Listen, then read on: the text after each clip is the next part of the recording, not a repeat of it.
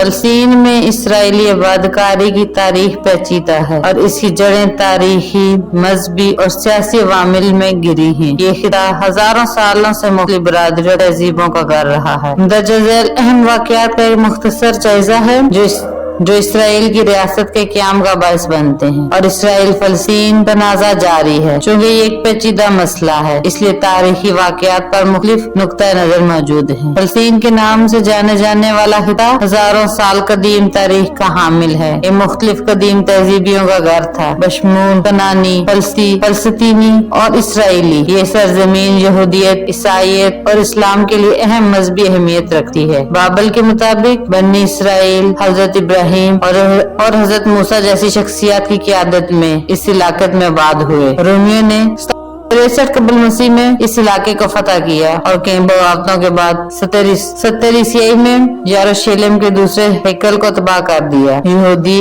آبادی کو جلا وطنی اور منتشر کا سامنا کرنا پڑا، جسے یہودی ڈائناسپور کہا جاتا ہے۔ سلطنت عثمانیہ نے 16ویں صدی سے پہلے جنگ عظیم تک اس علاقے کو کنٹرول کیا۔ اس دوران علاقے کی آبادی تنوع تھی، جن میں مسلمان، عرب، عیسائی اور یہودی شامل تھے۔ پہلی جنگ عظیم کے بعد لیگ آف نیشنز نے برطانیہ کو فلسطین پریزیڈنٹ دیا۔ اس عرصے کے دوران یہودیوں کی نقل مکانی میں اضافہ ہوا اور یہودیوں اور عرب برادریوں کے درمیان تناؤ بڑھ گیا۔ 1947 میں اقوام متحدہ نے فلسطین کو الگ الگ یہودی اور عرب ریاستوں میں تقسیم کرنے کے لیے ایک تقسیم کا منصوبہ بنایا، جس میں یروشلم کو ایک بین الاقوامی شہر بنایا گیا۔ یہودی قیادت نے اس منصوبے کو قبول کیا، لیکن اس نے اسے مسترد کر دیا۔ 14 مئی 1948 کو ریاست اسرائیل کے اعلان کے بعد پڑوسی عرب ریاستوں نے حملہ کر دیا، جس کے نتیجے میں عرب اسرائیل جنگ شروع ہوگی۔ جنگ کے نتیجے میں اسرائیل کا قیام عمل میں آیا، جس کی سرحدیں اقوام متحدہ کی تجویز کردہ